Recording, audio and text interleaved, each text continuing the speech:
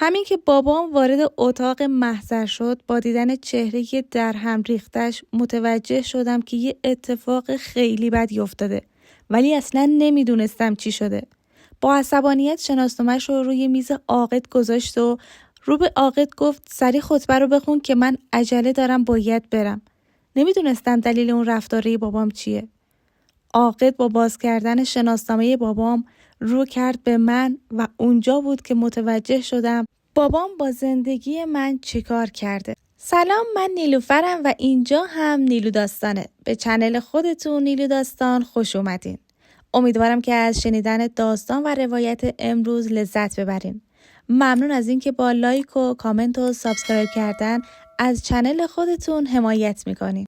با صدای آلارم گوشی از خواب بیدار شدم. سر جای خودم نشستم و نگاهی به احمد که هنوز خواب بود انداختم. کش و قوسی به بدنم دادم و از تخت پایین اومدم. برعکس هر روز، امروز از همون لحظه‌ای که بیدار شدم یه دلشوری عجیبی داشتم. ولی اصلا نمیخواستم بهش اهمیت بدم. رفتم توی آشپزخونه. بعد از آماده کردن چای و خوردن صبحونه، لباسم رو پوشیدم و کیف چرمم رو برداشتم و از خونه بیرون زدم. هوا هنوز کامل روشن نشده بود. ابرای تیرگی توی آسمون نشون میداد که امروزم از اون روزای بارونیه. سوز سرد سرما داشت صورتم رو اذیت میکرد. شالم رو تا روی بینیم بالا آوردم و با سرعت بیشتری قدمامو برداشتم که بتونم خودم رو سریعتر به ایستگاه تاکسی برسونم. چند دقیقه بعد به ایستگاه رسیدم و با دیدن اولین تاکسی سوار شدم. هنوز 2 نفر دیگه مونده بود که مسافرای تاکسی کامل بشن و من باید تمام اون تایم رو صبر می‌کردم. نگاهی به ساعت دستم انداختم. هنوز 20 دقیقه به تایم آغاز کارم مونده بود. 1-2 دقیقه بعد از من اون 2 مسافرم اومدن و راننده حرکت کرد. فکر من هنوزم درگیر اون دلشوره‌ای بود که داشتم. هنوز به محل کارم نرسیده بودم که با صدای پیامکی که برام اومد صفحه گوشی رو باز کردم. با خوندن اون پیامک استرس و دلشورگی من 2 برابر قبل شد. حالا دیگه میدونستم اون حسای من اصلا الکی و بیخود نبوده. شمارش رو میشناختم، با اینکه ذخیرش نکرده بودم، ولی همشو از بر بودم. نوشته بود سلام عزیزم، امروز حتما باید تو رو ببینم. قرار ما توی همون پارکی که نزدیک محل کارته. ساعتش هم با خودت. هر ساعتی که بگی من میام. پلکام رو روی هم فشار دادم، نفسم رو بیرون دادم و زیر لب گفتم خدایا چرا این دست از سر من بر نمیداره. با صدای راننده که گفت خانم اینجا پیاده می شدین، چشممو باز کردم و از اون فکر و خیالاتم بیرون اومدم. کرایه رو بهش دادم و از ماشین پیاده شدم. بدون اینکه هیچ جوابی به اون پیامک بدم صفحه گوشی رو خاموش کردم و گوشی رو توی کیفم جا دادم.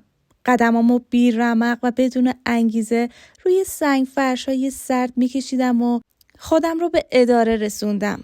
انگشتم رو روی تایمکس گذاشتم و بعد از بوق کوتاهی که زد وارد راهرو که پر از بوی قهوه و چای بود شدم. توی اتاق هر کدوم از همکارا صدای همهمه یا صدای روشن شدن دستگاه ها می اومد. بدون اینکه حوصله داشته باشم با هیچ کدومشون حرف بزنم خودم رو به اتاقم رسوندم. کیفم رو گوشه میز گذاشتم و رفتم سمت پنجره.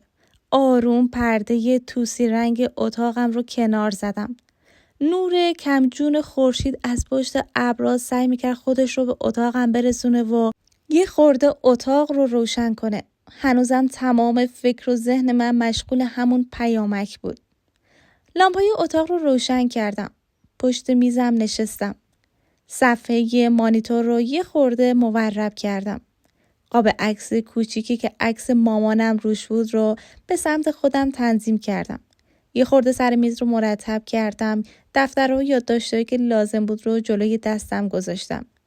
نمیدونستم باید از کجا شروع کنم. انگار گیج شده بودم. من اون آدم همیشه نبودم. چند باری به سرم زد به احمد زنگ بزنم و قضیه اون پیامک رو بهش بگم. ولی باز منصرف شدم. صفحه مانیتور رو روشن کردم و منتظر بالا اومدن ویندوز بودم که آقای شادیانی با یه سینی چای دستش وارد اتاق شد. همراه با این که میگفت امروز هم براتون چای رو بدون قند و شکر آوردم، یه استکان چای رو لبه میزم گذاشت و خواست از اتاق بیرون بره. ولی قبل از رفتن یه نگاهی به من انداخت و گفت خانم امروز حالتون خوبه؟ نمیدونم دلیل پرسیدن سوالش چی بود، ولی شاید چهره من حال بدم رو لو داده بود. البته از اون آدمایی بود که همیشه دنبال این میگشت سر بحث رو باز کنه و یه اطلاعاتی از زندگی بقیه به دست بیاره. لبخند بیجونی روی لبم آوردم و گفتم آره خوبم، یه خورده کسالت دارم ولی چیزی نیست. اونم لبخندی بهم تحویل داد و از اتاق بیرون رفت. چونم رو روی انگشتای گره کردم تکیه دادم و بازم نگاه هم رفت سمت مانیتور. ویندوز بالا اومده بود ولی من اصلا قصد شروع کارم رو نداشتم. دستم رو روی موس گذاشتم و بی هدف شروع کردم و رفتم با مانیتور. چند دقیقه گذشت یهو به خودم اومدم و گفتم نه من جوابشو میدم و میگم نمیام. بذار همه کار همینجا تموم بشه. نمیخوام این داستان همچنان ادامه داشته باشه. گوشیمو از کیفم درآوردم که جواب پیامکش رو بدم. ولی با دیدن پیام دومی که فرستاده بود از تعجب به پشتی صندلی چرم و سیاه رنگم تکیه دادم. برام نوشته بود البته اگه امروز نمیتونی بیای پارک خودم پا میشم میام اداره باهات صحبت میکنم. تعجب من از این بود که هیچ وقت توی محل کارم پیداش نشده بود و الان مونده بودم چه مسئله مهمی پیش اومده که داره همچین پیشنهادی به من میده. روی صندلی چرخی زدم و از پنجره پشت سرم نگاهم رو به بیرون دوختم. مونده بودم باید چه جوابی بدم. بعد از کلی فکر کردم بالاخره به این نتیجه رسیدم که باید به احمد زنگ بزنم و اونو در جریان قرار بدم. شماره احمد رو گرفتم و با صدای خواب‌آلودش گفت بله آیده جان خوبی عزیزم. انگار ترسیده بود از اینکه اون موقع صبح بهش زنگ زده بودم. آب دهنم رو قورت دادم و سعی کردم آرامش خودم رو حفظ کنم و گفتم بله خوبم عزیزم. یه کار کوچیک داشتم. هر وقت که کامل بیدار شدی بگو باز بهت زنگ میزنم. بلافاصله گفت نه بیدارم دیگه، منم باید برم سر کار. بگو چی کارم داشتی؟ تمام جریان و پیامک‌ها رو بهش گفتم. منتظر جواب احمد بودم که گفت خب برو ببینش. برو ببین چی کارت داره. تا کی میخوای جوابشو ندی؟ تعجب میکردم از اینکه احمد اونقدر ریلکس داشت با این قضیه برخورد میکرد. گفتم پس من امروز یه خورده دیرتر میام خونه. رسیدم همه چی رو برات تعریف میکنم. خداحافظی کردیم و گوشی رو قطع کردم. هنوز چند ثانیه از قطع تماسم با احمد نگذشته بود که پیام سوم اومد و نوشته بود آیدا جان نمیخوای جواب منو بدی؟ بلافاصله جواب دادم و گفتم باشه. ساعت 4 توی همون پارکی که میگی منتظرت میمونم. ولی نوشتن اون پیام برای من اصلا کار راحتی نبود. تمام اندام من داشت میلرزید. سرانگشتای من با لرزش تک تک اون حروف رو روی کیبورد گوشی من فشار میدادن و اون جمله رو برای من کامل میکردن. با خوندن پیام بعد که برام نوشت ممنون از این که دعوتم رو قبول کردی، صفحه گوشی رو خاموش کردم و دوست نداشتم بیشتر از اون جوابش رو بدم. با اینکه فکرم خیلی درگیر و مشغول بود ولی نمیتونستم کارم رو انجام ندم. دونه دونه پرونده هایی که نیاز به رسیدگی داشت رو تکمیل کردم. دوست داشتم توی اون لحظه فقط با مامانم حرف بزنم و ازش مشورت بگیرم. ولی صلاح در این بود فعلا مامانم رو در جریان نذارم و خبری از اون اتفاقایی که داره میفته نداشته باشه. زمان به کندی میگذشت. انگار عقربه های ساعت هم دوست نداشتن از جای خودشون تکون بخورن و به ساعت 4 برسن. کارم که یه خورده سبکتر شد، دست کردم از توی کیفم آینه جیبی رو بیرون آوردم و روبروی خودم گرفتمش. با دیدن تصویر خودم نیمچه لبخندی زدم و گفتم خیلی تغییر کردی دختر. یادت آخرین باری که دیدیش کجا بود و چه اتفاقی افتاد؟ دونه دونه موهای سفید رنگ جلوی سرم که توی آینه خودشونو نشون میدادن بیانگر این بودن که توی تمام اون مدت من چقدر قصه خوردم. اگه احمد نبود به همین راحتی نمیتونستم با این اتفاقات کنار بیام. آینه رو توی کیفم گذاشتم و یهو یاد اون شب آخری افتادم که وسایلش رو جمع کرد و از خونه بیرون زد. از همون بچگی و تا جایی که یادم میاد مامان و بابا همیشه با همدیگه بحث و بگو مگو داشتن. گاهی اوقات این بحثا خیلی شدت میگرفت ولی مامان یهو کوتاه میومد و با سکوتی که میکرد به همه چی خاتمه میداد. اون شب ولی با تمام شب و روزهای قبل خیلی فرق داشت. بحث مثل همیشه بالا گرفته بود. من فقط 12 سالم بود. به شدت ترسیده بودم. بابا یه جوری داد میزد که کل خونه انگار داشت میلرزید. با اون داد و هوارای مامان و بابا ترس کل وجودم رو گرفته بود. توی اتاق داشتم با صدای بلند گریه میکردم و التماس میکردم تو رو خدا بس کنین. ولی بین اون داد و هوارا صدای من اصلا بیرون نمیرفت. پا شدم رفتم در اتاق و باز کردم و رو به مامان گفتم تو رو خدا مثل همیشه تو کوتاه بیا. مامان با دیدن چهره ترسیده من اومد سمتم، بغلم کرد و گفت چیزی نشده عزیزم. بیا بریم تو اتاق، درم از داخل میبندیم. لبه تخت من نشستیم و محکم خودم رو به مامانم چسبوندم. مامان متوجه حال بد من شده بود. منو تو آغوشش گرفته بود و موهامو نوازش میکرد و اشکامو پاک میکرد. با اومدن مامان توی اتاق و بغل کردن من کم کم آروم شدم. 1 ساعتی گذشته بود که بابا محکم در اتاق رو باز کرد و داخل اومد. قسمت بالای کمد دیواری رو باز کرد و چمدون سرمه‌ای رنگی که اونجا داشت رو بیرون کشید. با حالت ترسیده یه نگاهی به مامان انداختم و گفتم میخواد چی کار کنه. مامان شونه بالا انداخت و گفت نمیدونم. به حدی از اون زندگی خسته شده بود که اصلا براش مهم نبود بابا میخواد چی کار کنه. به جز مامان منم دیگه از اون زندگی اصلا خوشم نمیومد. یه زندگی مشترکی که تنها وجه اشتراکشون فقط داشتن بچه‌ای به اسم آیدا بود. تمام اون کوتاه اومدنای مامانم هم فقط به خاطر من بود. از اتاق بیرون زدم و آروم سرک کشیدم توی اتاق بغلی.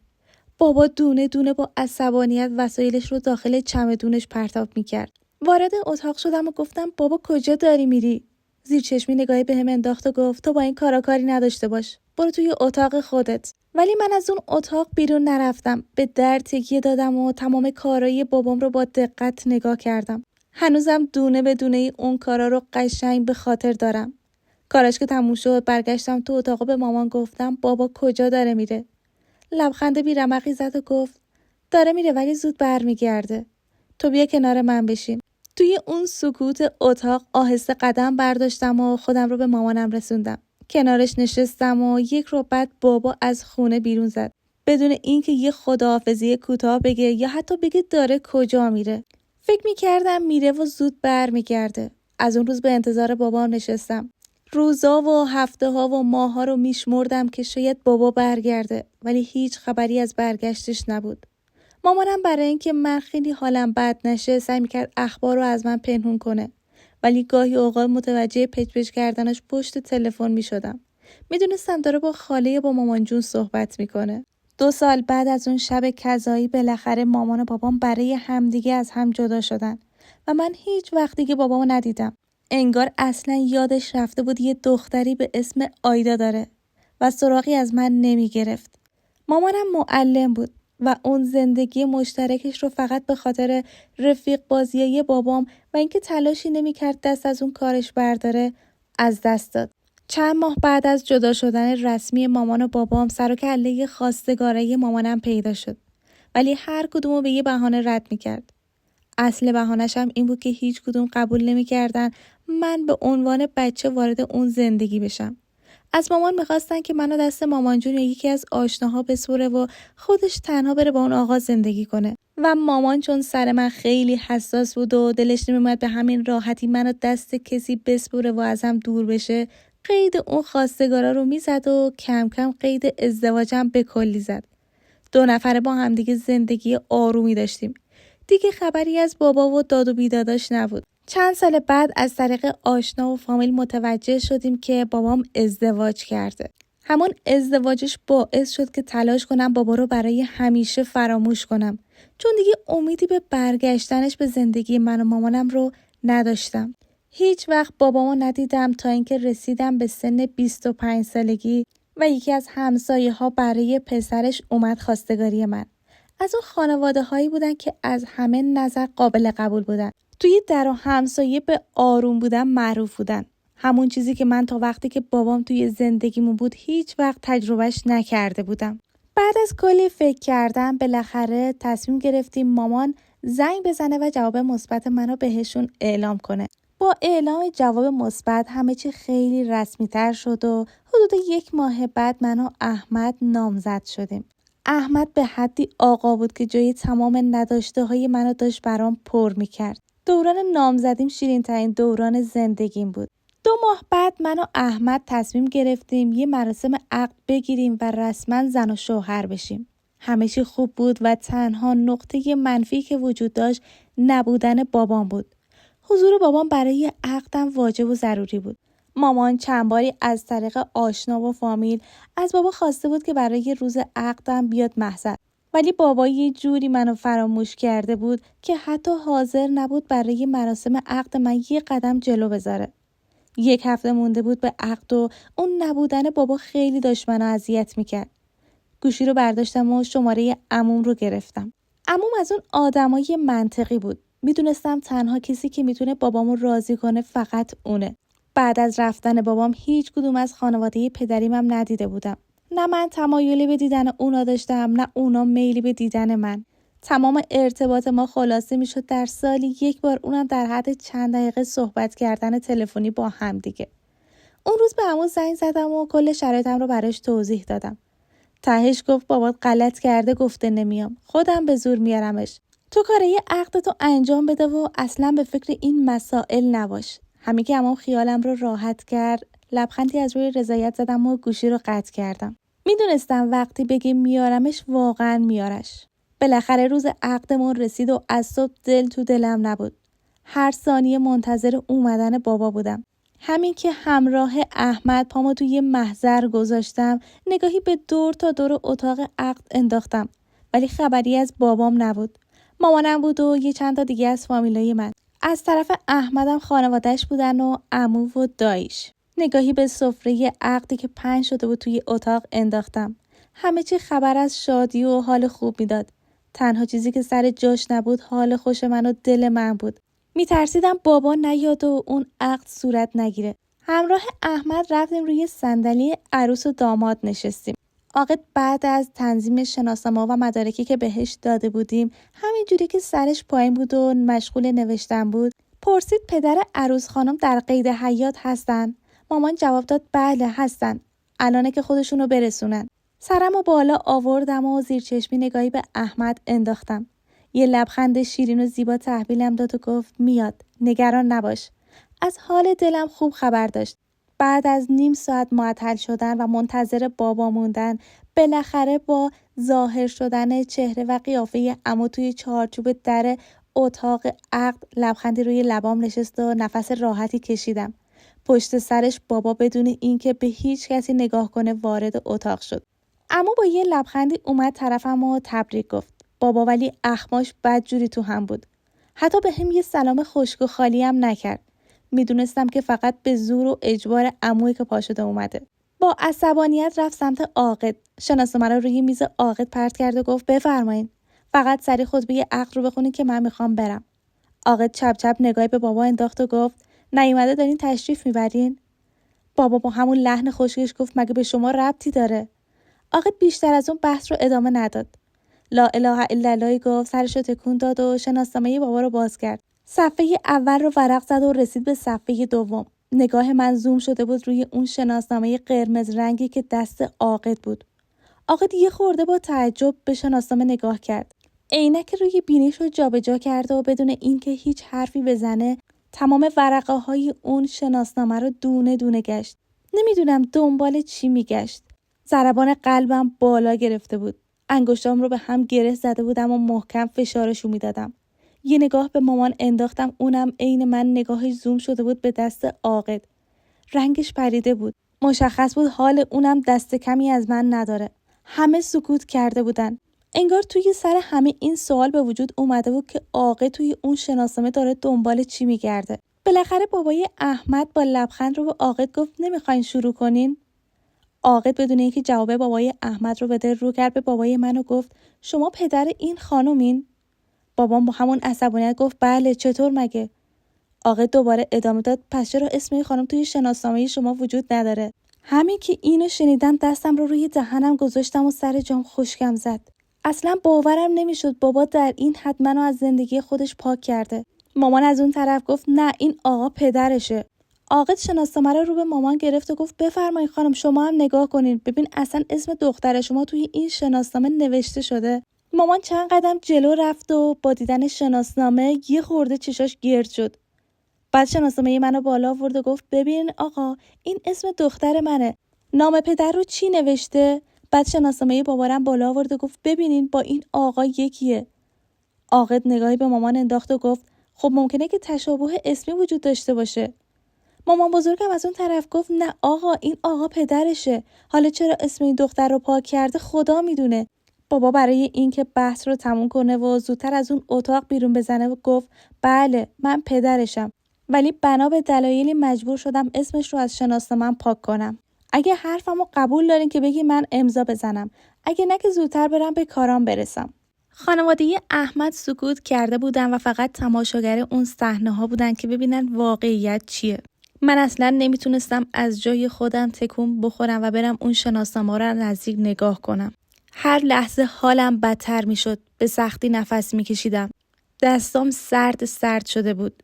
یه لحظه احساس کردم دیگه چشمام هیچ جا رو نمیبینه. به پشتی صندلی تکیه دادم. یادم فقط احمد رو صدا زدم و بعد از اون متوجه نشدم اطرافم داره چی میگذره. نمیتونستم هیچ جا رو ببینم ولی صدای اطرافیانم رو میشنیدم. احمد دستم رو گرفت و آروم صدا میزد آیدا حالت خوبه چشماتو باز کن هیچی نیست تمام این مسائل حل میشه. ولی من اصلا جون حرف زدن هم نداشتم. با اون سر و صداهای احمد بقیه هم دور من جمع شدن. نمیدونم کی اون وسط یه لیوان شربت قند آماده کرد و به دست احمد داد.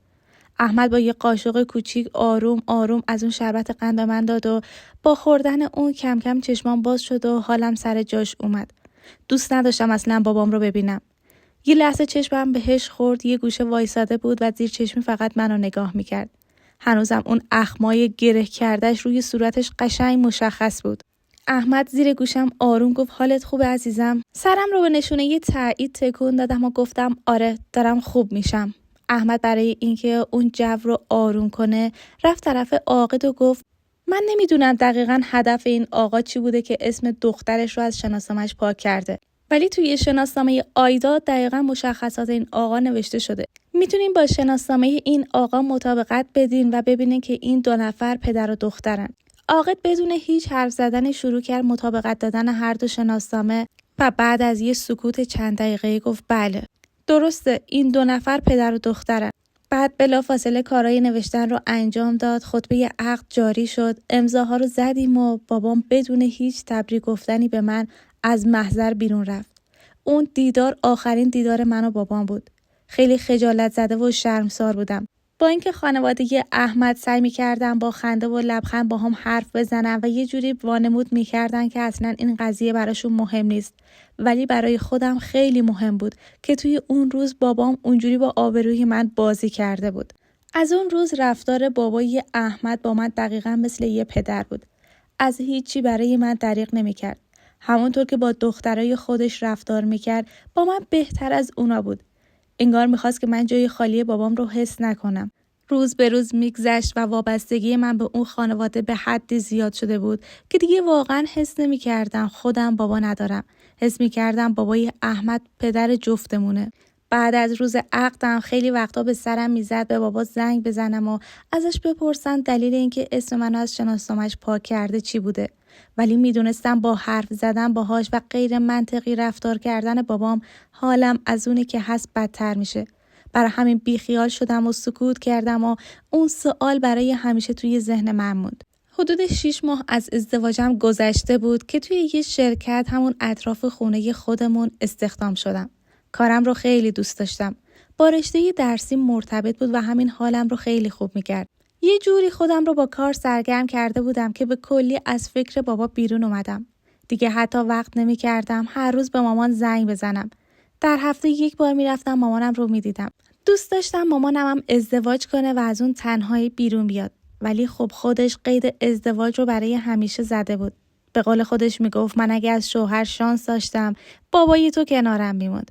چرا باید یه نفر دیگر رو وارد زندگیم کنم و دوباره روز از نو روزی از نو و زندگیم از اینی که هست بدتر بشه. باهاش صحبت میکردم که همه مردا شبیه هم نیستن. ولی مامانم دیگه هیچی براش مهم نبود. تنهایی رو به همه چی ترجیح میداد. 5 سالی از ازدواجم گذشت و توی اون مدت از بابا کاملا بیخبر بودم. تا اینکه یه روز یه شماره ناشناس به هم پیام داد. برام نوشته بود سلام. من خیلی شرمندم. نمیدونم سر بحث رو از کجا باز کنم ولی دوست دارم باهات صحبت کنم. هرچی فکر میکردم که این شخص کیه که نسبت به من شرمنده است کسی رو یادم نمیومد. فکر کردم هر کسی هست اشتباه گرفته. جوابش رو ندادم و سعی کردم اصلا به اون پیام توجهی نکنم. ولی چند ساعت بعد دوباره بهم پیام داد که آیدا میدونم پیامم رو خوندی. اجازه میدی باهات صحبت کنم؟ همین که اسممو آورد کنجکاو شدم بفهمم این کیه که منو میشناسه. جواب دادم شما. برام نوشته بود حقم داری نشناسی. آخه من بدترین ظلمو در حق تو کردم. من با آبروی تو بازی کردم. پیامشو که خوندم تعجبم بیشتر شد. آخه من با کسی کینه و کدورتی نداشتم که بخواد اونجوری با من حرف بزنه. باز براش نوشتم لطفاً خودتو معرفی کن. پیام بعدیش که اومد سر جای خودم خشکم زد. نوشته بود باباتم. همین که پیامش رو خوندم تمام اون حال بد روز عقدم دوباره برام تداعی شد. نمیخواستم اجازه بدم باز پاشو توی زندگیم بذاره و به یه نحو دیگه با زندگیم بازی کنه. دیگه هیچ جوابی به پیامش ندادم. من حرفی برای زدن با بابام نداشتم. فقط زیر لب آروم زمزمه میکردم من سالهاست که بابا ندارم. گوشیمو سایلنت کردم که اگه باز پیام داد اصلا متوجه نشم. شب که احمد اومد خونه کل قضیه رو باهاش در میان گذاشتم. احمد سعی میکرد توی اون رابطه پدر و دختری من و بابام هیچ دخالتی نمیکنه. به یاد نداشتم هیچ وقت حرف بدی راجع به بابام زده باشه. حتی گاهی اوقات که من از بابا عصبانی بودم یا خاطرات گذشته منو اذیت میکرد سعی میکرد به هر نحوی که باشه حواس منو پرت کنه و منو آروم کنه. به مدت 1 هفته بابا چند بار دیگه به من پیام داد ولی دیگه اصلا جواب نمیدادم. حس میکردم خودش از اون جواب ندادنای من بالاخره خسته میشه و بیخیال حرف زدن با من میشه. مامانم رو اصلا در جریان کاری بابام قرار ندادم. نمیخواستم ذهن اونم به هم بریزه. بعد از اون هر چند ماه 1 بار بابا بهم پیام میداد و وقتی میدید من هیچ جوابی نمیدم بیخیال میشد و میرفت پی کار خودش. هیچ وقت پیشنهادی برای دیدن همدیگه بهم نداده بود. تا اون روز آخر که بالاخره پیام داد همدیگه رو ببینیم. محل قرارم که نزدیک اداره من بود. بابا دورادور از کار من و محل زندگی من یه خبرایی داشت. اینو گاهی اوقات از لابلای حرفای آشنا و فامیل متوجه می شدم که می گفتم بابات اونقدر هم بیخیال تو نشده و دورادور زندگیت رو زیر نظر داره. ولی من اون ارتباط از دور رو نمی خواستم. من که بابام رو به کل فراموش کرده بودم. حتی اون زیر نظر داشتنای من از راه دور رو هم قبول نداشتم. نمیدونم به کجای زندگی مشترکش با اون خانم رسیده بود یا سرش به چه سنگی خورده بود که حالا اومده بود دنبال من.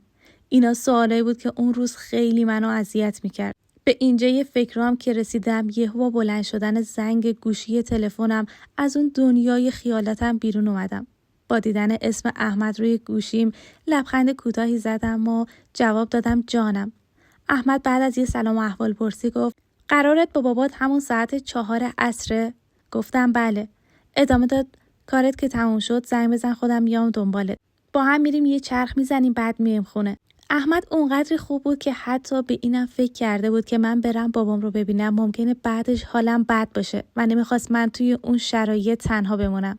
تشکر کردم و بعد از خداحافظی که خورده خودم رو جمع جور کردم. کارم رو با سرعت بیشتری انجام دادم و بعد از پایان یافتن تایم کاری ساعت 3:30 از اداره بیرون زدم. تا اون پارکی که با بابا قرار گذاشته بودم راه زیادی نبود. دوست داشتم یه خورده قدم بزنم. حال عجیبی داشتم. بعد از چند سال اونم وسط یه پارک میخواستم بابام رو ببینم. حس میکردم میخوام یه آدم غریبه رو ببینم. یه کسی که هیچ وقت شناختی نسبت بهش نداشتم. آخرین تصویری از بابام که یادم بود همون تصویر توی محضر بود. میدونستم بعد از چند سال قیافش یه خورده تغییر کرده. رسیدم به ابتدای پارک ولی هنوز 10 دقیقه به تایم قرار من و بابا مونده بود. یه دور پارک رو قدم زدم تا بالاخره اون 10 دقیقه هم گذشت و ساعت 4 رسید. قلبم به شدت داشت میکوبید. نگاهی به دور پارک انداختم ولی کسی رو نمیدیدم که شبیه بابام باشه. توی چند نقطه از اون پارک چند تا دختر و پسر نشسته بودن و آروم با همدیگه مشغول صحبت کردن بودن. وسط پارک هم چند تا بچه داشتن بازی میکردن و مامان و باباشون از دور اونا رو تماشا میکردن. سرمای هوا هر لحظه بیشتر میشد. باد برگای درخت‌ها رو یه جوری تکون میداد که انگار یه وحشت عجیبی به دل پارک مینداخت. یه نگاه به ساعتم انداختم. چند دقیقه از 4 گذشته بود، ولی هیچ خبری از بابا نبود. یه لحظه احساس کردم بابا منو سر کار گذاشته و اصلاً قصد اومدن نداره. با خودم گفتم 5 دقیقه دیگه تحمل میکنم. اگه اومد که هیچی، اگه نیومد زنگ میزنم احمد بیاد سراغم. سرم رو پایین انداخته بودم و آروم آروم قدمام رو نگاه میکردم. دستام رو گره کرده جلوی دهنم گرفته بودم، بلکه بتونم با بخار دهنم یه مقدار دستام رو گرم نگه دارم. ساعت به 4:15 رسید. بیشتر از اون نمیخواستم منتظر بابای بمونم که چند سال منو تنها گذاشته و رفته. گوشیم رو از کیفم بیرون آوردم. صفحه گوشی رو روشن کردم که شماره احمد رو بگیرم. یهو یه صدای آشنا از پشت سر صدام زد. آیدا. برگشتم و نگاش کردم. با دیدن چهره بابا جا خوردم. نسبت به آخرین باری که دیده بودمش خیلی پیر و شکسته تر شده بود. نمیدونم توی اون زندگی بهش چی گذشته بود که بابا رو به این حال و روز انداخته بود. چند قدم جلو اومد و به هم نزدیک شد. یه لبخند سرد و بی‌رمق روی لباش نشست و آروم گفت ببخشین که خیلی معطل شدی. منتظر تاکسی بودم. از شانس بعد من تاکسی هم گیر نمی اومد. ولی بالاخره هر جوری که شد خودم رو رسوندم برای دیدن دختری که سالهاست دلتنگشم. بعد از چند سال اولین بار بود اون حرفا رو از بابا میشنیدم. ولی من توی سکوت محض و بدون اینکه کلمه حرف بزنم فقط بابا رو نگاه میکردم. به نیمکتی که حدود 20 متر از ما فاصله داشت اشاره کرد و گفت میخوای بریم اونجا بشینیم با هم حرف بزنیم؟ سرمو به نشونه تایید تکون دادم و هیچی نگفتم. آروم قدم برداشتم و شونه به شونه بابام خودم رو به نیمکتی که گفته بود نزدیک کردم. سر جای خودمون نشستیم. اصلا دوست نداشتم به بابا نگاه کنم. مستقیم روبروی خودم رو نگاه می‌کردم و بابا یه خورده متمایل به چپ نشسته بود و منو توی میدون دید خودش قرار داده بود. هر دو سکوت کرده بودیم. انگار منتظر بودیم طرف مقابل شروع کنه. ولی من هیچ حرفی برای گفتن نداشتم. من فقط اومده بودم حرفای بابام رو بشنوم و بهش بگم برای همیشه برو و دیگه هیچ وقت حتی به من پیام نده. دست از سر من بردار. بابا که دید من خیال حرف زدن ندارم، خودش آروم لب زد و گفت هنوزم با هم قهری بابا؟ هیچ جوابی برای اون حرفش نداشتم. بابا همه پلای پشت سر خودش رو خراب کرده بود. بعد یه لبخند سرد زد و گفت چه سوال احمقانه میپرسم. بایدم با هم قهر باشی. مگه من چطور با شما رفتار کردم؟ ولی کاش به عقب برمیگشتم و هیچ وقت از تو و مامانت جدا نمیشدم. کاش بدونی توی این سالا چی به من گذشته. چه بدبختیایی کشیدم. دنیا نامردی خودشو در حق من تموم کرد. اصلا حوصله شنیدن اون حرفاش رو نداشتم. مگه بابا خودش با ما چطور رفتار کرده بود که حالا انتظار داشت دنیا خیلی خوب بهش جواب پس بده؟ پریدم توی حرفش و گفتم منو کشوندین اینجا که این حرفا رو بهم بگی؟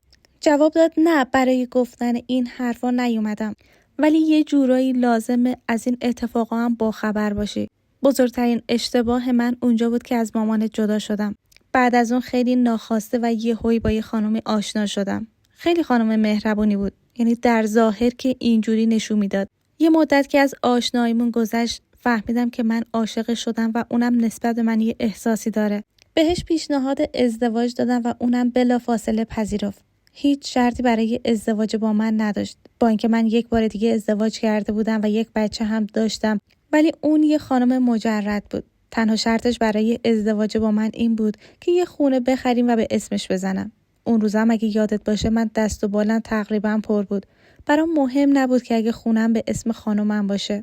ازدواج کردیم و بعد از اون یه خونه برای محل زندگیمون گرفتیم و همون اول کار خونه رو به اسم خانومم زدم. 1 سال و نیم که از ازدواجمون گذشت باردار شد.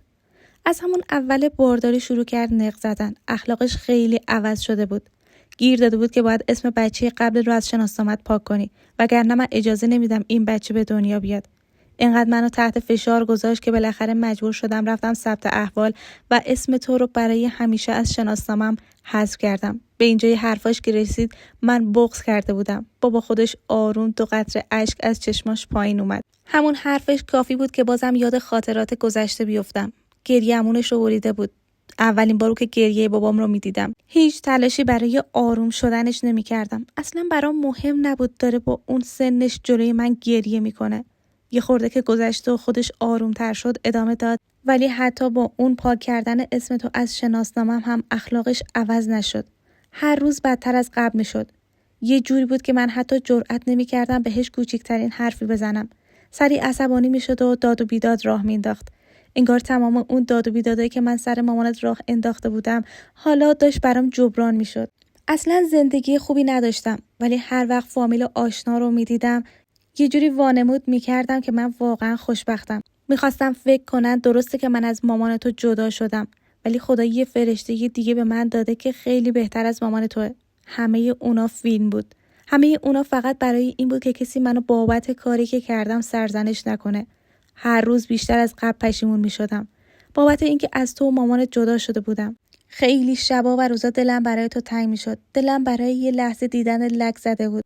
دوست داشتم برگردم و بیام پیش تو و مامانت زندگی کنم، ولی دیگه هیچ راهی برای برگشتم نمونده بود. 1 سال بعد از تولد اولین بچه‌مون باز دوباره زنم باردار شد و بچه دوم هم به دنیا اومد. زنم خیلی تاکید داشت نسبت به این که بچه‌ها به من وابسته نباشن، ولی من نمیدونستم چی داره توی اون سرش میگذره. بچه دوم که به دنیا اومد گیر داده بود برای هدیه زایمان باید ماشین رو به اسم من بزنی. منم که فقط میخواستم یه جوری باشه که این داد و بیداد راه نندازه خیلی زود قبول کردم و ماشینم هم به اسم خانمم زدم. 2 سال گذشت و تا یه حدودی بچه‌ها دیگه از آب و گل در اومده بودن. بیشتر وقتشون رو با مامانشون میگذروندن. یه روز که مامانشون بچه‌ها رو برده بود حموم، یه پیام براش اومد. عادت نداشتم هیچ وقت گوشیشو چک کنم، ولی خیلی اتفاقی چشمم به اون پیام خورد. نوشته بود امروز میام سراغت. اگه میتونی بچه‌ها رو بپیچون و بده باباشون. باهات حسابی کار دارم. اونجا بود که تازه شستم خبردار شد که خانم تا حالا داشته چیکار میکرده و با چه ترفندی تونسته خونه و ماشین منو از دستم در بیاره. با دیدن اون پیام خیلی به هم ریختم. کنترل خودم رو از دست داده بودم. فقط لحظه شماری میکردم که زنم زودتر از همون بیرون بیاد. همین که از همون بیرون اومد و چهره در هم ریخته منو دید، خودش فهمید یه اتفاقی افتاده. قبل از اینکه سوالی بپرسه، گوشی رو گرفتم سمتش و گفتم کی همچین پیامی بهت داده؟ به من و من افتاد. نمیدونست چی جواب بده. یه خورده تفره رفت، ولی دید من به اون راحتی و گول حرفاشو نمیخورم. بعدش در کمال وقاحت اعتراف کرد که عاشق یه نفر شده و باهاش در ارتباطه. میخواد با اون ازدواج کنه. هدفش اینه از من جدا بشه. میگفت فقط لنگ این 2 بچه‌م، وگرنه زودتر از اینا رفته بودم. دعوای ما بالا گرفت. هر روز زندگیمون تیر و تارتر از قبل میشد. میخواست بچه‌ها رو به من بده و خودش برای همیشه بره، ولی من قبول نکردم. نمیخواستم به همین راحتی از اون زندگی جدا بشه و بره پی کارهایی که دلش میخواد. میخواستم حداقل بچه‌ها مزاحم کارش بشن. دیگه دوست نداشتم حتی 1 روزم باهاش زندگی کنم. وضع زندگیمون و آشفتگی و حال بد و دعواهامون بیشتر از قبل شده بود، ولی اون براش مهم نبود. نمیدونم اون آقا چی داشت که حاضر بود به خاطرش تمام زندگیشو از دست بده. برای جداییمون پا پیش گذاشتم و کارهای لازم رو انجام دادم. هدفش این بود از من یه مهریه سنگینم بگیره، ولی چون خونه و ماشینمو به اسمش زده بودم دیگه حاضر نبودم 1 ریالی هم بهش بدم. وضع زندگی و مالی درست حسابی هم نداشتم. از طرف اونم فقط عجله میکرد که زودتر با اون پسر ازدواج کنه. به خاطر همین راضی شد که مهریه‌اش رو ببخشه و بعد از کلی کش و قوس بالاخره از همدیگه جدا شدیم. اون توی خونه موند و این من بودم که بازم با یه چمدون از اون خونه بیرون زدم. حتی دوست نداشتم بچه‌هام هم ببینم. جایی رو برای رفتن نداشتم. 1-2 روزی خونه یه دوستام سر کردم، ولی خب نمیتونستم اونجوری زندگیم رو بگذرونم. بالاخره با پیشنهاد عمود حاضر شدم برم برای یه مدت توی یکی از اتاقای خونه اونا زندگی کنم. حوصله سر کار رفتنم نداشتم. اینقدر غیبت کردم که بالاخره عذرم رو خواستن و منو از محل کارم بیرون کردن. صبح تا شب فقط کارم این بود که از خونه بیرون میزدم و بدون هیچ هدفی توی خیابونا قدم میزدم. نمیدونستم از زندگی خودم چی میخوام. دلم برای تو خیلی تنگ شده بود. به خاطر همین 1-2 بار اومدم دورا دور توی محل کار تو رو دیدم، ولی هیچ وقت اجازه ندادم که تو متوجه بشی من اونجا حضور دارم. البته بخوام راستش رو بگم دلم برای تو تنها نه، برای مامانت هم خیلی تنگ شده بود. من الان قدر مامانت رو خیلی میدونم. اون یه فرشته واقعی بود و من با کارم باعث شدم برای همیشه از دستش بدم. به اینجای حرفاش که رسید دیگه سکوت کرد. انگار نمیتونست ادامه بده. تمام زندگیش رو باخته بود. ولی چرا الان برگشته بود؟ آروم نگاش کردم و گفتم نکنه اومدی اینجا که من تو و مامانو با هم آشتی بدم. ولی خیلی دیر اومدی بابا، خیلی بد موقع اومدی. اون موقعی که ما بهت نیاز داشتیم نبودی، ما رو تنها گذاشتی و رفتی به یه عشق و حال خودت. تو خودت جای مامان باشی همچین برگشتی رو قبول میکنی؟ سری تکون داد و گفت نه، منم جای مامانت بودم قبول نمیکردم. نیمچه لبخندی زدم و گفتم پس چه انتظاری از مامان داری؟ سرش رو بالا آورد، تو چشام خیره شد و گفت ولی آیدا جان، من دیگه از این طرز زندگی خسته شدم. میخوام برگردم، کمکم کن. اومدم اینجا باهات حرف بزنم و ازت کمک بخوام. به خدا جبران میکنم براتون تمام روزایی رو که نبودم. جبران میکنم تمام نامردی رو که در حق تو و مامانت انجام دادم. اگه تو منو ببخشی مطمئنم که مامانت هم منو میبخشه. نگاهی بهش انداختم. از اون همه پررویی بابا خیلی بدم میومد. حالا که دوراشو زده بود، حالا که سرش به سنگ خورده بود، برگشته بود که چیو به ما اثبات کنه، کدوم کارو برای ما جبران کنه. پا شدم سر پا و گفتم نه بابا، نه میتونم ببخشمت و نه هیچ تلاشی برای آشتی دادن تو و مامان میکنم. از همین راهی که اومدی لطفاً برگرد. هیچ وقت دیگه سراغ زندگی من و مامان نیا. بذار این آرامشی که داریم حفظ بشه. زندگی ما بدون تو خیلی آروم تره. ما هیچ نیازی به تو نداریم. تمام کاری ما انجام شده. ما از پس خودمون برمیاییم. وجود تو توی زندگی ما فقط مثل قبل حال ما رو بد میکنه. اینو دارم خیلی رک و واقعی بهت میگم. لطفاً برگرد و دست از سر ما بردار. اینا رو گفتم و بدون اینکه منتظر باشم بابام جوابی بده، از اونجا دور شدم و رفتم. از پارک بیرون زدم. سر گوشیمو در آوردم و شماره احمد رو گرفتم. خیلی زود خودشو رسون، سوار ماشین شدیم و از اون پارک دور شدیم. تمام اتفاقایی که گذشته بود و حرفای بابا رو برای احمد تعریف کردم. احمد بعد از اینکه حرفای من تموم شد خیلی آروم گفت ولی اگه من جای تو بودم قبول میکردم. بابات خودش برگشته و داره میگه شرمنده است و پشیمونه. با تعجب نگاش کردم و گفتم تو که از همه زندگی من خبر داری و میدونی بابا چی کار کرده، چرا داری همچین حرفی میزنی؟ احمد گفت ولی من واقعیت رو گفتم. به نظرم بهترین فرصت برای اینکه باباتو ببخشی. شاید قراره یک بار دیگه همتون با هم دیگه شروع کنین. این فرصت رو از دست نده.